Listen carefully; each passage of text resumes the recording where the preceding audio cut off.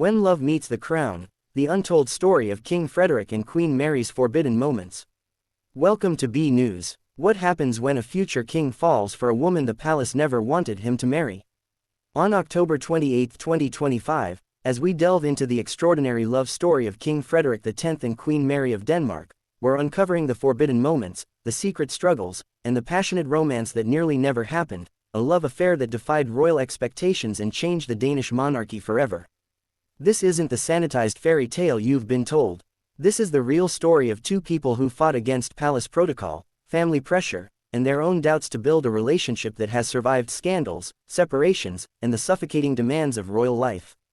From their chance meeting at a Sydney pub during the 2000 Olympics to the whispered conversations that nearly ended their relationship before it began, we're revealing the forbidden moments that shaped one of Europe's most fascinating royal marriages. What secrets did they hide from the palace? What obstacles nearly tore them apart? And what does their tumultuous journey tell us about the price of choosing love when you're destined to wear a crown? Before we reveal the shocking forbidden moments that defined Frederik and Mary's relationship, make sure you hit that subscribe button right now and smash the notification bell so you never miss our exclusive royal investigations. If you're as captivated as millions of others by this real-life royal romance, show your support by hitting that like button. Let's get this to 25,000 likes and prove that authentic love stories matter more than palace PR. Drop a comment below telling us whether you believe true love can survive the brutal demands of royal life.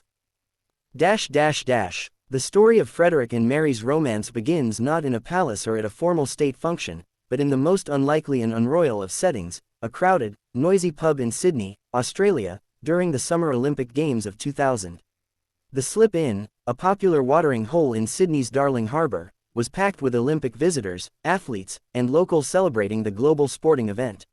Among the crowd was Crown Prince Frederik of Denmark, traveling somewhat incognito with friends, hoping to experience the Olympics and Sydney's vibrant atmosphere without the constant attention that came with being heir to the Danish throne. Also there was Mary Elizabeth Donaldson, a 28-year-old marketing executive who had grown up in Tasmania and built a successful career in Sydney. The meeting between Frederik and Mary has become the stuff of legend, two people from completely different worlds, encountering each other in the most ordinary of circumstances, with neither initially realizing just how extraordinary the consequences of that meeting would be. According to Mary's own accounts in later interviews, she had no idea who Frederik was when they first met. He introduced himself simply as Fred, and they spent the evening talking, laughing, and discovering an immediate connection that transcended their vastly different backgrounds and life circumstances. What makes this initial meeting one of the forbidden moments of their relationship is what happened next, the agonizing decision about whether to pursue a connection that both knew would be impossibly complicated. After their encounter at the Slip Inn, Frederik returned to Denmark while Mary remained in Sydney, but the connection they'd felt lingered for both of them. Frederik, as heir to the Danish throne, understood better than Mary the enormous complications that would arise from pursuing a relationship with someone outside royal circles, particularly someone from the other side of the world with no aristocratic background or preparation for royal life. Palace protocol and family expectations suggested that Frederik should marry someone from European nobility or at minimum from the European upper classes, someone who understood royal life, who could navigate its demands, and who would be readily accepted by both the royal family and the Danish people. Mary represented everything that was wrong by traditional standards, a commoner from Australia, far removed from European royal circles, with a career and life that would have to be completely abandoned if the relationship became serious. According to sources close to both Frederik and Mary during this period, there were serious discussions about whether they should even attempt to pursue what they'd felt that night in Sydney, with some advisors reportedly counseling Frederik to let it go rather than starting something that would create enormous complications. The forbidden nature of their early relationship intensified when Frederik made the decision to pursue Mary despite the obstacles and potential disapproval.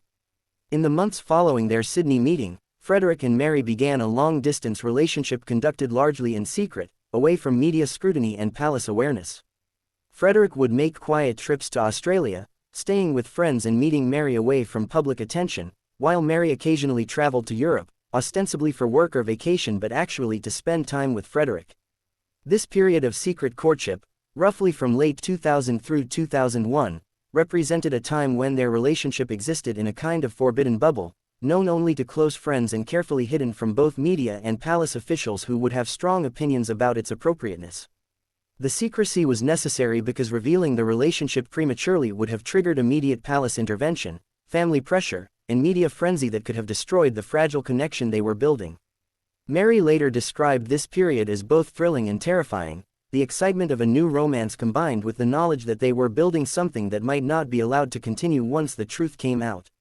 One of the most significant forbidden moments in Frederik and Mary's relationship came when Frederik finally revealed to his parents, Queen Margrethe II and Prince Henrik, that he was seriously involved with an Australian woman he'd met at a pub and that he intended to continue the relationship regardless of their approval.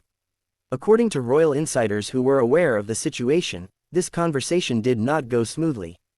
Queen Margrethe, while more progressive than many European monarchs, nonetheless had traditional expectations about appropriate matches for her heir. The idea of Frederik marrying a complete unknown from Australia, someone with no royal training or aristocratic background, was deeply concerning from an institutional perspective. Prince Henrik reportedly had different but equally strong reservations, questioning whether someone from such a different background could truly adapt to royal life and whether the relationship was based on genuine compatibility or simply the excitement of something forbidden and different. The Queen reportedly insisted on meeting Mary before giving any blessing to the relationship, and this meeting, which occurred in secret in late 2001, represented another crucial forbidden moment where Mary had to prove herself worthy of Frederik while Frederik had to demonstrate that this wasn't simply a passing infatuation but a genuine, lasting love worth the complications it would create. The pressure on Mary during this period was extraordinary and represents one of the most difficult aspects of their forbidden romance, the knowledge that she was being constantly evaluated, judged, and assessed for suitability in ways that had nothing to do with her actual qualities as a person or partner. Palace officials discreetly investigated Mary's background, looking for any scandals, questionable associations, or aspects of her history that might embarrass the royal family. She underwent informal but intensive scrutiny of everything from her past relationships to her financial history to her family's reputation. Meanwhile, Mary herself was trying to navigate the increasingly serious relationship with Frederik while maintaining her job and normal life in Sydney, knowing that if the relationship progressed, she would have to give up everything: her career, her country, her friends, her independence, to move to Denmark and begin the transformation into a future queen. The forbidden nature of this situation stemmed from the fundamental inequality and unfairness embedded in it. Frederik could pursue this relationship while maintaining his position, his home, his family connections, and his future role, while Mary would have to sacrifice essentially everything about her former life, with no guarantee that the relationship would work out or that she would be accepted by the Danish people and royal establishment. When news of Frederik and Mary's relationship finally became public in 2001, the media reaction represented another forbidden moment, the intense scrutiny and judgment that threatened to destroy what they'd carefully built. Australian and Danish media descended on Mary's life, investigating every aspect of her background, interviewing former boyfriends and colleagues, analyzing her fashion choices and physical appearance, and debating whether she was suitable to be Denmark's future queen. Much of this early coverage was notably cruel and judgmental, with Danish media in particular expressing skepticism about whether an Australian commoner could successfully adapt to royal life. Mary was photographed relentlessly, often in unflattering candid shots, and compared unfavorably to European princesses and Frederik's previous romantic interests who had aristocratic backgrounds. The invasion of privacy was total and overwhelming. Mary could no longer go anywhere without being followed, photographed, and analyzed. This media onslaught represented a test of the relationship's strength and Mary's resilience, and according to those close to the couple during this period, there were several moments when the pressure nearly broke them, when Mary seriously considered whether she could handle what her life would become if she continued with Frederik.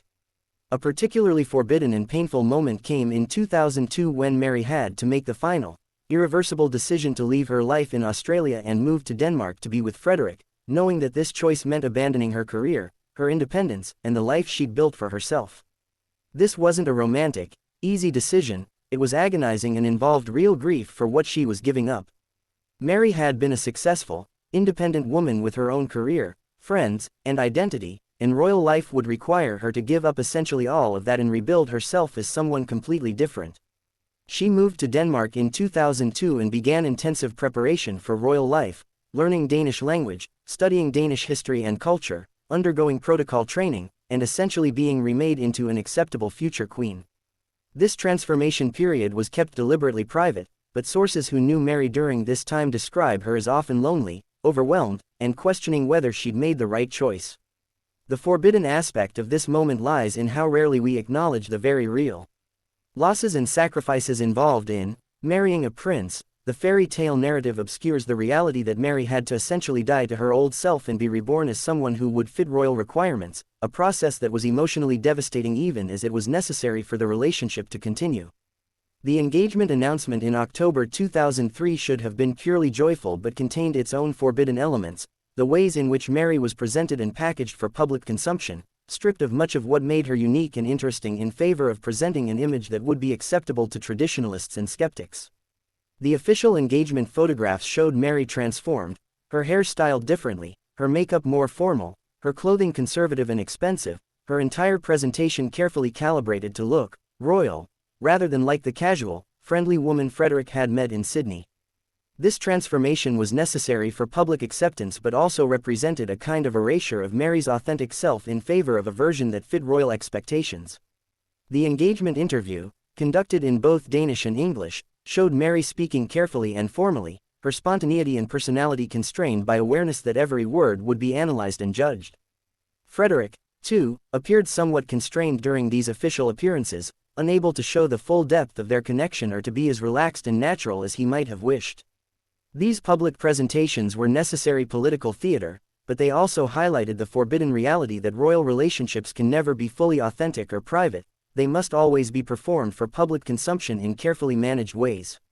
The wedding on May 14, 2004, at Copenhagen Cathedral was a spectacular public event watched by millions, but it also contained numerous forbidden moments, times when the constructed fairy tale nearly cracked to reveal the real human emotions and tensions underneath. According to people who were present at the wedding or involved in its planning, Mary was extraordinarily anxious in the days leading up to the ceremony, not because she doubted her love for Frederik but because she understood she was stepping into a role in life from which there would be no escape or retreat. The wedding represented the final, irreversible commitment. After this, she would be a member of the Danish royal family forever, with all the constraints and obligations that entailed, with no possibility of returning to her former life if things became unbearable. During the ceremony itself, observers noted moments when Mary appeared close to tears, interpreted by many as tears of joy but perhaps also reflecting the enormity and finality of what she was doing. Frederik, too, showed signs of emotion and tension that went beyond normal wedding nerves, suggesting his own awareness of the weight of what they were undertaking and perhaps some anxiety about whether he was doing right by Mary in bringing her into this constrained and difficult life. The early years of Frederik and Mary's marriage, from 2004 through roughly 2010, contained forbidden moments that are rarely discussed publicly. The struggles to adapt to royal life, the difficulties of starting a family under intense scrutiny, and the growing awareness that the fairy tale had complicated realities underneath. Mary faced enormous pressure to produce an heir, particularly a male heir, and when she gave birth to Crown Prince Christian in 2005, the relief and celebration had undertones of, "she's done her duty," that were somewhat dehumanizing. The subsequent births of Princess Isabella in 2007 and twins Vincent and Josephine in 2011 were similarly treated as much as royal production of future monarchs as they were personal family moments. Meanwhile, Mary was navigating the challenge of being a new mother while also fulfilling royal duties, learning to be constantly on display, and dealing with the reality that her relationship with Frederik had to fit within the constraints of royal schedules, protocols, and expectations. The spontaneity and freedom of their early relationship was gone, replaced by carefully managed public appearances and private time that was always subordinate to royal obligations. Sources close to the couple during this period suggest there were difficult conversations about the division of labor in their relationship, with Mary feeling that she'd sacrificed everything to move to Denmark while Frederik's life had continued largely unchanged except for having a wife and growing family. Perhaps the most significant forbidden aspect of Frederik and Mary's relationship emerged more recently, the 2023 scandal involving photographs of Frederik with Mexican socialite Genoveva Casanova, which revealed that even relationships that appear strong from the outside can harbor tensions, temptations, and moments of crisis. The photographs, published in Spanish media, showed Frederik and Casanova together in Madrid in what appeared to be intimate circumstances, sparking immediate speculation about infidelity and the state of Frederik and Mary's marriage. Both Frederik and Casanova denied any inappropriate relationship, but the damage was done. The images themselves told a story that contradicted the official narrative of a happy, stable royal marriage. The forbidden moment here isn't necessarily any actual infidelity, which has never been proven, but rather the revelation that Frederik and Mary's relationship, like any long-term marriage, faces challenges, temptations, and periods of distance or difficulty that the public presentation of royal unity tries to conceal. Mary's response to this scandal, maintaining dignity while reportedly creating physical and emotional distance from Frederik during the period immediately following the photograph's publication, showed a woman who had learned to navigate royal crisis while protecting her own self-respect and signaling that certain behaviors would not be tolerated without consequences. The period following the Madrid scandal and leading up to and beyond Queen Margrethe's abdication in January 2024 has been marked by forbidden moments that suggest a marriage in repair mode, working to rebuild trust and connection after a serious breach while simultaneously taking on the enormous new responsibilities of being king and queen. Reports from palace insiders describe a couple engaging in marriage counseling, though never publicly acknowledged, having difficult conversations about expectations and boundaries, and consciously working to present a united front publicly while dealing with private complications. The fact that this work is happening while they're simultaneously serving as Denmark's king and queen adds enormous pressure. They cannot simply retreat from public life to focus on their relationship but must instead navigate personal crisis while fulfilling constant public obligations and representing Danish sovereignty. The forbidden nature of these moments lies in the contrast between public presentation and private reality. Mary and Frederik must appear stable, united, and devoted regardless of what they're actually experiencing, maintaining the illusion of royal perfection even while dealing with very human struggles. Another dimension of forbidden moments in Frederik and Mary's relationship involves the ways in which Mary has had to suppress or constrain aspects of her personality and opinions to fit royal requirements. Those who knew Mary in Australia describe her as opinionated, sometimes blunt, with a sense of humor that could be irreverent and a personality that was naturally warm but also strong-willed. Royal life has required her to become far more diplomatic, measured, and controlled in her public presentation, every gesture and word carefully calibrated to avoid controversy or offense. There have been moments when Mary's real personality has flashed through this careful control, and these are often the moments when she seems most alive and authentic. However, there have also reportedly been instances behind palace walls when Mary has expressed frustration, anger, or disagreement with decisions or expectations, only to be reminded by courtiers that as queen, she must subordinate her personal views to institutional requirements. These moments of suppression and self-erasure, while never publicly visible, represent an ongoing sacrifice and a kind of slow erosion of authentic self that is required by royal life.